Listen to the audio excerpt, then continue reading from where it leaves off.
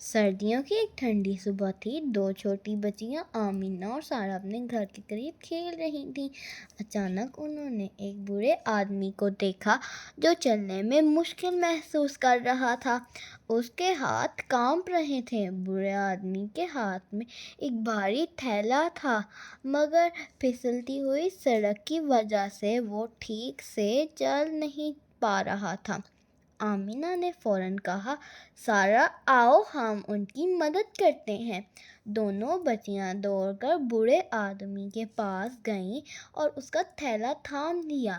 آمینہ نے مسکرا کر کہا، چچا جی فکر نہ کریں، ہم آپ کی مدد کریں گے۔ بوڑھے آدمی حیران ہو گیا مگر بہت خوش بھی ہوا۔ بچیاں آہستہ آہستہ اس کے ساتھ چلیں اور اسے اس کے گھر تک چھوڑ آئیں۔ بوڑھے آدمی نے ان کا شکریہ ادا کیا اور خوش ہو کر انہیں گرم گرم بسکٹ دیے۔ بوڑھے آدمی نے کہا، تم دونوں تو میرے لیے چھوٹے فرشتے ہو، ہمیشہ دوسروں کی مدد کرتی رہنا۔